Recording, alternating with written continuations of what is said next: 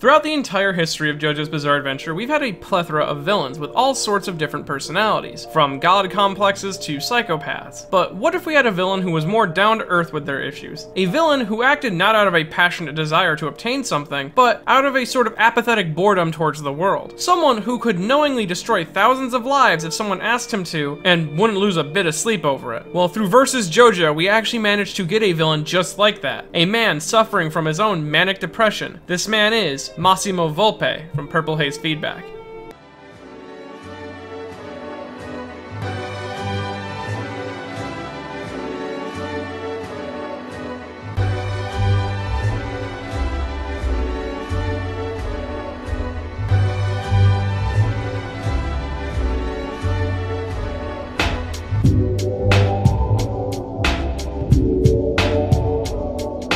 Massimo Volpe is the main villain of the light novel Shameless Purple Haze, or Purple Haze Feedback, but he's sort of a unique main villain to JoJo altogether, as he never really takes a direct commanding role and is really more of a reactionary antagonist, sort of like Kira near the end of Part 4. But before we get into that, we should actually understand where the meaning of his name comes from. Massimo Volpe's name is in reference to his brother Tonio Trisardi, as Massimo's name is an inverse of Tonio's structure, because you see, Tonio's last name, Trisardi, is in reference to an Italian fashion house, and his first name, Tonio, or Antonio, is just a common Italian first name, where Massimo's first name is in reference to Massimo Dutti, a Spanish fashion house, and his last name is just a common Italian name, Volpe, which did emerge into popularity because of Sicily, which does harken back to the Sicilian overtones of Purple Haze Feedback. Though this isn't the only part about Massimo's character that is an inverse of his brother, you see, they're also completely opposite personality-wise. Even though they both came from the same household, one held a firm belief about working towards one's dreams and making the world a better place, as Tonio never let his family hold him back from his passion, even accepting being disowned and taking his mother's maiden name so he can continue cooking, where the other felt like dreams, motivation, and passion were all a waste of time, learning from his father that people are always two-faced and lie to benefit themselves only. Massimo just drifted through life, doing only as he was told because it meant less human interaction, and even though he attended college, he rarely ever went to class and had no plans of what he was going to do after he graduated. And alongside this, you have Tonio's desire to learn how to read people, be it palm reading or fortune telling,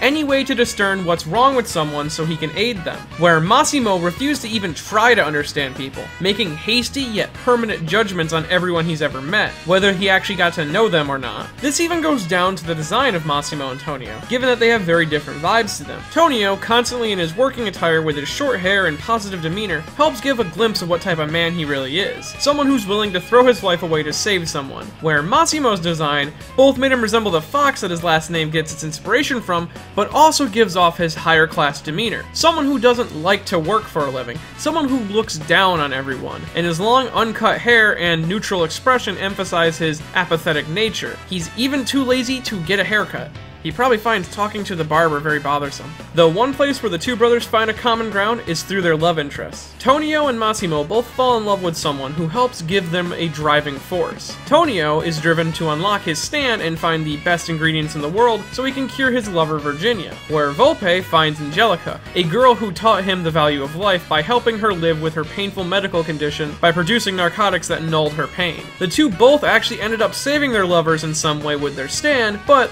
the ways they did so show their polar opposite nature again. With Tonio, his hard work and talent actually ended up curing Virginia, saving her from a brain tumor and allowing the two's relationship to flourish, where Massimo's powerful narcotics did technically save Angelica from a Purple Haze virus attack, but in her state, only 10% of her was even considered alive. But that 10% did show the true passion the two of them had, as Angelica called forth her stand to aid Massimo in his final assault against Fugo, and the two tried their best, helping each other along the way, but they both succeeded to the same Purple Haze virus. Though there is one more place where Massimo and Tonio are polar opposites, and that is their stands. Because Pearl Jam appears on the surface to be a stand that causes damage to a target, when in fact it can only be used to heal someone, Manic Depression is completely the opposite. Now, Manic Depression is a close-range humanoid stand that takes the appearance of a 1-inch tall mummified infant, with pus oozing out of every orifice. Its stomach contains an umbilical cord stinger, which its ability is used through, and may actually be a reference to Massimo's hatred of being born. Its stats are See Indestructible, explosive power, A in speed, E in range, B in durability, B in precision, and C in developmental potential. Now its ability is that akin to Pearl Jam, as I mentioned, where it can physically manipulate the human body,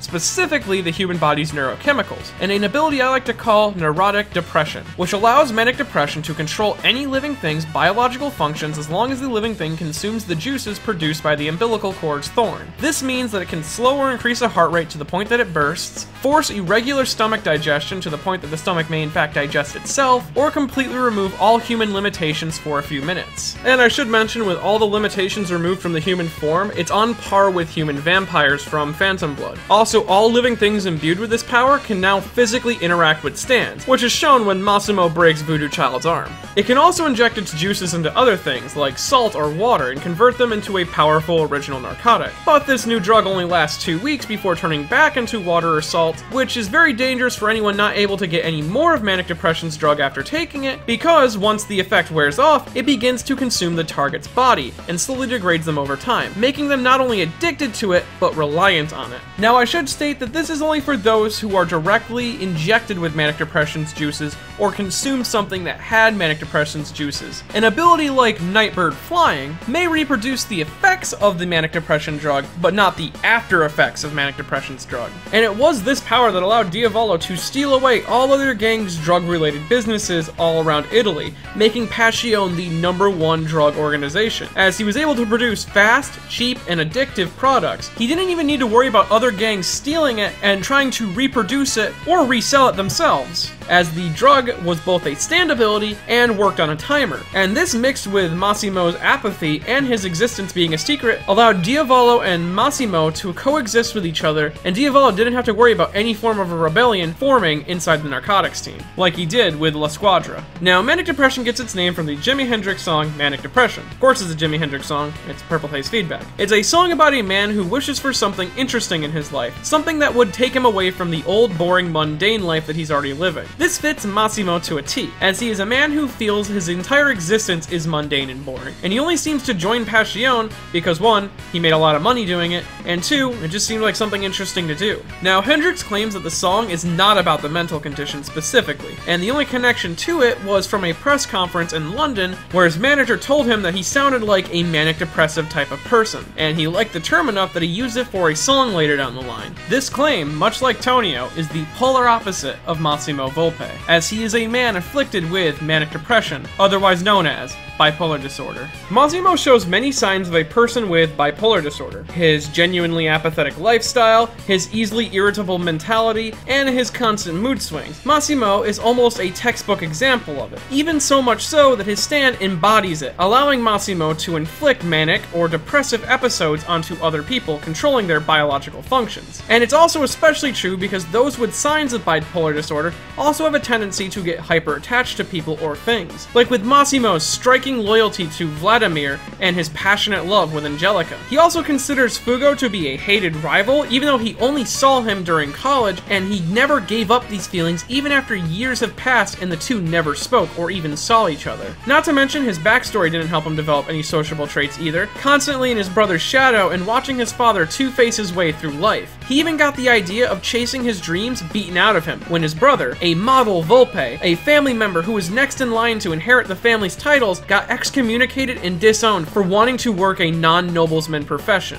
which I think makes Massimo, to me, one of the most unique villains in JoJo. He isn't some power-hungry maniac like Dio, he isn't even really a nutcase like Diavolo or Kira, he's just a guy who's kinda apathetic. He's also on the same power level as Dio from part 1, I should mention, when he gets a boost from his stand, though personality-wise I think he's a first for JoJo, as it's never really had a reactionary antagonist of this kind. So I'm glad that Kohei Kodono could step up and deliver a very bizarre, yet unique villain for a series that had been going on for over 25 years at this point. And if you enjoyed this video and would like to see more videos like it in the future, I have a Patreon at patreon.com/MetiNotTheBadGuy. And if you wish to experience what it's like to take Manic Depression's meth, well, you can buy yourself a copy of Shimonetta at Funimation.com/show/Shimonetta, a boring world where the concept of dirty jokes doesn't exist, and take yourself some meth right now.